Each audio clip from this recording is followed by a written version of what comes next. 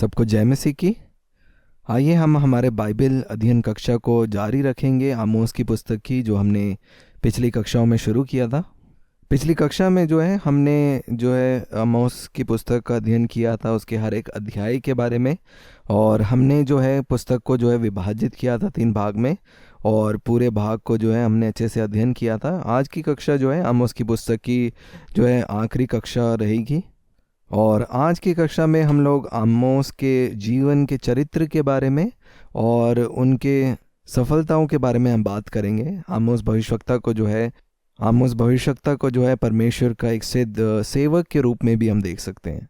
और ऐसी बहुत सी खूबी हम आमोस के जीवन में, उनके जीवन शैली से, चरित्र से हम देखते हैं, जिसको हम जो परमेश्वर के सेवक हैं वो लोग भी उन चरित्र को अपने जीवन में लागू कर सकते हैं। और सिर्फ सेवक ही नहीं लेकिन अगर आप परमेश्वर के चेले हैं, अगर आप मसीह हैं, तो आप इन चरित्रों को आप अपने जीवन में, आप अपने आत्मिक ये जो गुण हम सीखते हैं, इनको आप अपने जीवन में भी लागू कर सकते हैं। आइए हम देखेंगे। मैं सबसे महत्वपूर्ण जो उनके जीवन की जो चरित्र की खूबियां हैं वो आपके सामने मैं रखूँगा। उनमें से जो सबसे पहली वो है दीनता। और परमेश्वर का कोई भी सेवक क्यों ना हो या परमेश्वर का कोई चेला क्यों ना हो, एक स्वभाव जो हमेशा उनके अंदर होना चाहिए, और वो है दीनता परमेश्वर के प्रति। और आमोस के जीवन में भी हम देखते हैं वो उस दीनता को, क्योंकि आमोस भविष्यवक्ता को हमेशा से उनके जो शुरुआती दिन हैं, उन शुरुआती दिनों को वो नहीं भूले।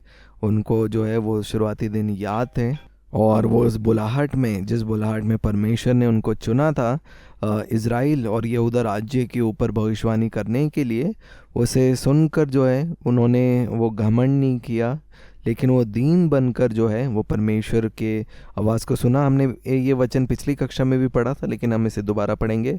7 अध्याय 14 और 15 वचन यहाँ पे लिखा है। आमोस ने उत्तर देकर कहा, मैं ना तो भविष्यवक्ता था और ना भविष्यवक्ता का बेटा, मैं तो गाय बैल का चरवाहा और गुलेर के वृक्षों का छांटने वाला था।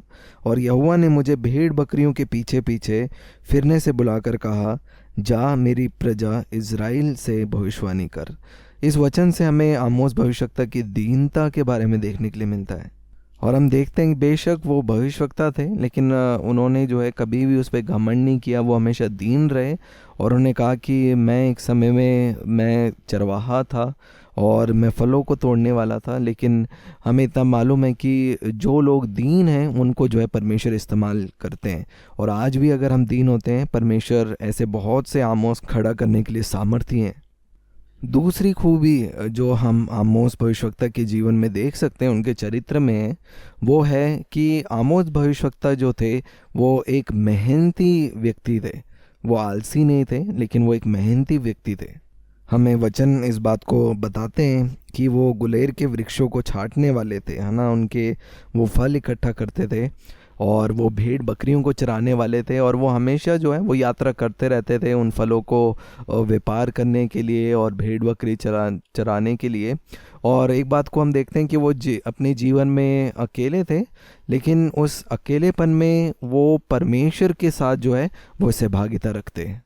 हम लोग जब सोचते हैं, हम बेशक बाहरी रूप से शरीर में देख सकते हैं कि हाँ वो अकेले थे, लेकिन असलियत यह है कि वो अकेले नहीं थे, क्योंकि उनकी जो सहभागिता थी वो स्वयं जीवित परमेश्वर के साथ थी। हमने इस बात को शुरुआती समय में सीखा था, जो एक मुख्य विचार है इस पुस्तक का 3 अध्याय 3 वचन में लिखा है, यदि 2 मनुष्य परस्पर सहमत ना हो तो क्या वे एक संग चल सकेंगे। तो हम देखते हैं परमेश्वर और आमोस जो थे वो दो वो सहमत थे। और लोगों को लग सकता है कि वो अकेले थे, लेकिन उनके साथ जो सहभागिता रखते थे वो स्वयं परमेश्वर थे, और वो अपने जीवन में कभी भी अकेले नहीं थे। और जैसे जैसे वो यात्रा कर रहे थे अपने व्यापार के लिए, भेड़ बकरियां चराते थे, वो राज्य के गांव-गांव से लेकर शहर शहर तक जाते थे और वो लोगों को देखते थे कैसा वो व्यवहार कर रहे हैं, वो घूस ले रहे हैं, कंगालों पर अत्याचार हो रहा है। उन सभी चीज़ों को देखकर वो परमेश्वर के सामने इन बातों को रखते और वो इन सब बातों के लिए वो प्रार्थना कर रहे थे सभी लोगों के लिए। और इन सब बातों को देखने के बाद परमेश्वर का जो अनुग्रह उन पर इतना हुआ कि परमेश्वर ने जो है उनको एक भविष्यवक्ता के रूप में जो है वो नियुक्त किया, और परमेश्वर ने अपने संदेश को उन पर प्रकट किया जो उन्होंने उनके लोगों तक जाकर सुनाया। तो उनके चरित्र से हम देख सकते हैं दीनता और मेहनत करना, इन चीज़ों को हम अपने जीवन में भी लागू कर सकते हैं। तीसरा हम देखते हैं जो उनसे हम सीख सकते हैं अपने जीवन में, वो चरित्र जो है वो है ज्ञान और समझ। हम देखते हैं कि आमोस की जो पुस्तक जो लिखी गई है वो बहुत ही सरल और बहुत ही आसान है समझने में। कई बार हमें लग सकता है कि अगर कोई ज्ञानी या समझ है तो उनकी पुस्तक जो है समझने में मुश्किल होगी, लेकिन ऐसा नहीं है। जो ज्ञानी और समझदार है वो चीज़ों को मुश्किल नहीं लेकिन बहुत ही सरल तरीके से जो समझाते हैं और बहुत ही स्पष्ट रीति से अपने विचारों को आमोस की भविष्यवक्ता की पुस्तक में भविष्यवक्ता ने जो है वो अपनी पुस्तक में लिखा है, क्योंकि वो अपने लोगों को समझते थे। हम उनके वचन में जो है उस बुद्धि को और समझ को जो है हम पाते हैं। जैसे यीशु मसीह भी जो है जब अपने समय में कहते थे वो भी बहुत ही सरल तरीके से बोलते थे। उसी तरीके से हम देखते हैं आमोस भी जो है वो बहुत ही ज़्यादा सरल तरीके से, क्योंकि वो समझदार हैं, यीशु मसीह के बारे में हमें मालूम है कि बुद्धि और समझ से वो परिपूर्ण है, अपनी बातों को सरल तरीके से कहते हैं। वैसे ही भविष्यवक्ता आमोस भी जो है अपने अपने पुस्तक में जो है बहुत ही सरल तरीके से उन बातों को लिखते हैं। पांचवी चीज़ जो हम आमोस के जीवन से हम सीख सकते हैं वो है विश्वास योग्यता। और हम देखते हैं कि आमोस भविष्यवक्ता जो थे वो विश्वास योग्य सत्य पे चलने वाले एक मनुष्य थे, और वो परमेश्वर के प्रति विश्वास योग्य थे, वो लोगों के प्रति विश्वास योग्य थे, और वो अपने प्रति विश्वास योग्य थे। तो वो अपने जीवन के हर एक क्षेत्र में वो विश्वास योग्य थे। वो परमेश्वर के प्रति विश्वास योग्य थे, परमेश्वर के प्रति जो बुलाहट थी उस बुलाहट के प्रति विश्वास योग्य थे। वो लोगों के प्रति जिस कार्य को वो करते थे, भेड़ों को चराने का और वो फल इकट्ठा करने के लिए, हर एक चीज़ में जो है वो विश्वास योग्य थे। क्योंकि उस समय में लोग जो हैं वो धोखा दे रहे थे, वो घूस ले रहे थे, झूठ बोल रहे थे, लेकिन उन सब बातों को देखकर जो है वो उन चीज़ों को वो स्वीकार नहीं कर सकते थे, और उन्हें देखकर वो अच्छा नहीं लगा। और क्योंकि वो स्वयं जो है वो एक सत्यवादी और एक विश्वास योग्य व्यक्ति थे। और अगला जो हम अच्छी खूबी उनके चरित्र से जो हम देख सकते हैं और अपने जीवन में सीख सकते हैं वो है धीरज और संयम। उनके जीवन में बहुत ज़्यादा धीरज था और संयम था, और एक ऐसी लगन थी उस काम को जो है उस धीरजवंत के साथ या संयम के साथ लगातार करने की। क्योंकि बहुत से लोग कई बार अच्छा जो है वो शुरुआत कर सकते हैं, लेकिन हम उस काम को शुरुआत कर कर कैसे उसको अंत तक लेके आते हैं वो भी उतना ही महत्वपूर्ण है। और ये एक चरित्र है जो हम आमोस के जीवन से हम अपने जीवन में लागू कर सकते हैं, सीख सकते हैं। हमेशा आगे बढ़ने के लिए अपनी आंखें परमेश्वर की ओर लगाकर कभी नहीं रुकने की, क्योंकि वो भी अपनी दौड़ जो है वो धीरज के साथ दौड़ रहे थे। और हमें भी वचन ये उत्साहित करता है कि हम जो दौड़ रहे हैं वो धीरज के साथ हम दौड़े। इब्रानियों की पत्री 12 अध्याय में। और आमोस भविष्यवक्ता ने भी अपने जीवन में ऐसे किया और हमेशा लोगों को वो शुद्ध और पवित्र बातों को जो है उन तक पहुँचाया। और इस बात को हम पुस्तक में से देख सकते हैं कि जब भी उन्होंने लोगों को प्रचार किया, एक शब्द का इस्तेमाल बार बार जो होता है वो है परमेश्वर का वचन सुनो, परमेश्वर का वचन सुनो। और वो हमेशा से लोगों को उत्साहित करते रहे कि परमेश्वर का, जो तुम्हारे परमेश्वर है उनका वचन सुनो। मैं तुम्हें ये बातें नहीं कह रहा, मैं केवल एक औजार की तरह हूँ, लेकिन परमेश्वर की बात को सुनो। और छठवीं खूबी हम देख सकते हैं वो है उनका संदेश। हमेशा जो उनका संदेश था वो अपना संदेश नहीं, लेकिन जो परमेश्वर के द्वारा जो दिया गया था उसी संदेश का प्रचार करते रहे। और हमेशा जब भी परमेश्वर से बातें उनको मिलती वो लोगों के बीच में आके कहते कि परमेश्वर यूँ कहते हैं या परमेश्वर यूँ कहता है। जब आप इस पुस्तक में आप वचन में पढ़ेंगे आप इस वाक्य को बार बार इस्तेमाल में पाएंगे, परमेश्वर यूँ कहता है।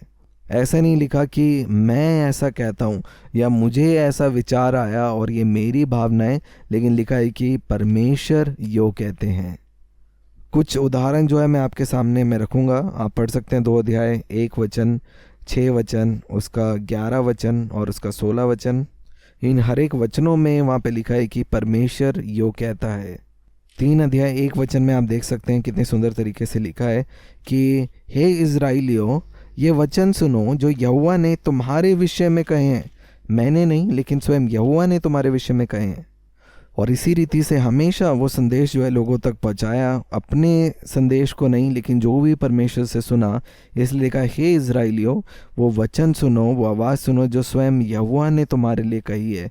वो अपने संदेश को जो है लोगों तक नहीं पहुंचा रहे थे, लेकिन परमेश्वर के संदेश को लोगों तक पहुंचाया।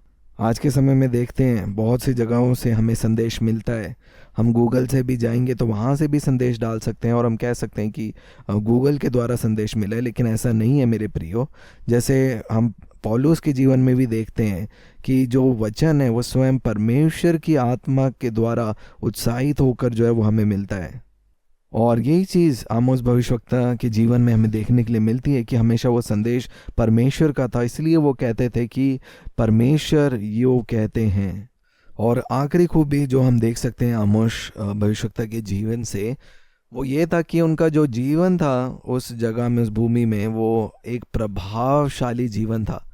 वो हर एक काम को जो करते थे, वो प्रभाव जो है वो लोगों पर जो है उनके द्वारा वो पड़ा, और उन्होंने लोगों को उत्साहित किया परमेश्वर में बढ़ने के लिए। क्योंकि उनका जन्म जो है वो किसी शाही परिवार या फिर भविष्यवक्ता के परिवार, ना ही किसी याजक के परिवार में हुआ। वो एक साधारण व्यक्ति थे, लेकिन एक सफल व्यक्ति थे। एक वचन को हम पढ़ेंगे, आमोस की पुस्तक 7 अध्याय 10 वचन में आपके लिए पढ़ूंगा। यहाँ पे इस प्रकार से लिखा है, उसके सारे वचनों को देश नहीं सह सकता।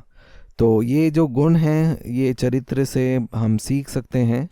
मेरी आशा है आपको ये सारे गुण जो है वो याद हैं। सबसे पहले हमने देखा उनकी दीनता, उनका मेहनती स्वभाव, उनकी बुद्धि और समझ, उनके विश्वास योग्यता, उनका धीरज और संयम के साथ भरा हुआ चरित्र। हर एक वो जो संदेश परमेश्वर से मिला वो लोगों तक पहुंचाया, और कैसे अपने जीवन में वो सफल और प्रभावशाली रहे। और आइए हम जो है इस पुस्तक की समाप्ति करने से पहले हम जो मुख्य जो विचार हैं आमोस की पुस्तक के, जो है मुख्य संदेश या मुख्य बातों को जो है हम लोग साथ में मिलकर देखेंगे। और हम समाप्त करेंगे 2 वचनों को पढ़कर, जिनको हम इस पुस्तक के मुख्य वचन भी कह सकते हैं। सबसे पहले हम पढ़ेंगे 4 अध्याय उसका 12 वचन। यहाँ पे इस प्रकार से लिखा है, इज़राइल तो अपने परमेश्वर से मिलने के लिए तैयार हो जा। मुझे और आपको भी जो है परमेश्वर से मिलने के लिए जो है तैयार होना है। और ये एक उत्साहित करने के लिए हमारे लिए भी ये बात है कि क्यों ना हम भी जो है परमेश्वर के आगमन के लिए तैयार हों, और दूसरों को लिए भी हम तैयार करें। क्यों? क्योंकि परमेश्वर जो है, यीशु मसीह जो है, जल्दी आने वाले हैं। और दूसरा जो वचन है वो है 3 अध्याय 3 वचन, जहाँ पे लिखा है, यदि 2 मनुष्य परस्पर सहमत ना हो तो क्या वह एक संग चल सकेंगे। और जब हम बाइबल में हम पढ़ते हैं तो हम लगभग 3000 मनुष्यत्व के जीवन के बारे में हम देखने के लिए हमें मिलता है। जैसे इनोश, नूह, अब्राहम, यूसुफ, मूसा, दाऊद, और ऐसे अन्य व्यक्तित्व के बारे में हम बाइबल में पढ़ते हैं। और ये जितने भी व्यक्तित्व थे, ये सभी जन परमेश्वर के साथ साथ चले। और क्योंकि वो परमेश्वर के साथ चले, हमको मालूम है एक जन जो है वो परमेश्वर के मित्र के समान जो है उनको जाना गया। और वो जो जन है वो अब्राहम है। और एक ऐसे जन है जो जीते जी स्वर्ग में उठा लिए गए, जिन्हें किसी ने नहीं देखा, वो है इनोश।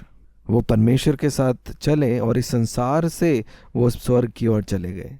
एक और जन जो मृत्यु देखे बिना वो परमेश्वर के पास लेके जाए गए, वो है एलिया भविष्यवक्ता। और ये सुंदरता है परमेश्वर के साथ चलने के लिए। मैं और आप भी परमेश्वर के साथ चल सकते हैं।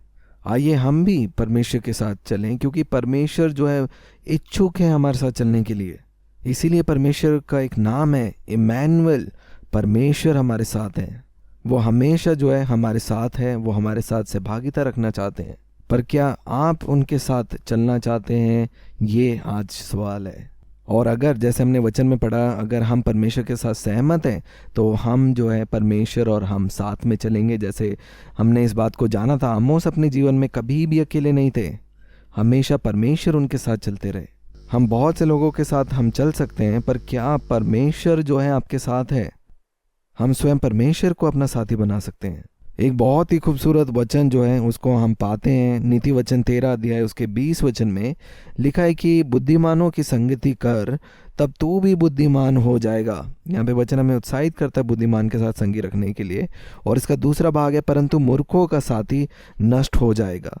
आपको मालूम है सबसे ज़्यादा जो बुद्धिमान कौन है? स्वयं परमेश्वर है जो सबसे ज़्यादा बुद्धिमान है, और स्वयं यीशु मसीह वो परमेश्वर के स्वयं बुद्धि हैं।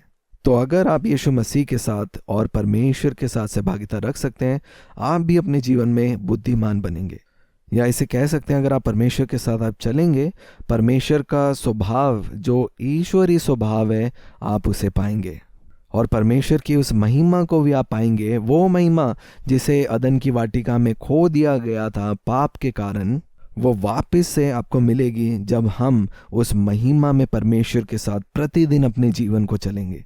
क्योंकि परमेश्वर जो है वो महिमा से भरा हुआ है, और हम लोग महिमा में रहित लोग थे, लेकिन जब हम परमेश्वर के साथ सहमत रखते हैं, उनके साथ चलते हैं, तो वो खोई हुई महिमा को हम वापस से प्राप्त करते हैं। एक नए स्वभाव को मेरे प्रियो हम पाते हैं जो ईश्वरीय स्वभाव है। और आज की कक्षा जो है हम समाप्त करेंगे एक सवाल को पूछते हुए, मेरे प्रिय जनों, आज आप किसकी संगति में हैं, किसकी सहभागिता में हैं? क्योंकि अगर आप अपनी सहभागिता परमेश्वर के साथ आप बिताते हैं, और अगर आप बुद्धि से परिपूर्ण उस परमेश्वर के साथ आप सहभागिता रखते हैं, आपका जो पूरा जीवन जो है वो बदल जाएगा। आपको जो है एक रूपांतर जीवन मिलेगा। आप उस खोई हुई महिमा को प्राप्त करेंगे, और आप इस सहभागिता को सिर्फ पृथ्वी पे नहीं लेकिन अनंत काल तक रख पाएंगे। तो जो हमने पढ़ा आमोस की पुस्तक उसका 3 अध्याय 3 वचन बहुत महत्वपूर्ण है कि क्या दो लोग चल पाएंगे अगर वो सहमति रखें? हमारे परमेश्वर का नाम इमैनुएल है और वो तैयार है हमारे साथ चलने के लिए। तो क्या मेरे प्रियो हम तैयार हैं हमारे परमेश्वर से मिलने के लिए? जैसे भविष्यवक्ता पूछते हैं, इज़राइल क्या तू तैयार है? इसी विचार के साथ हम आज कक्षा को समाप्त करेंगे। मेरी आशा है कि वचन सुनने के द्वारा आपको आशीष मिली है। अगली कक्षा में हम ओबद्याह पुस्तक का अध्ययन शुरू करेंगे। परमेश्वर पिता आप सभी को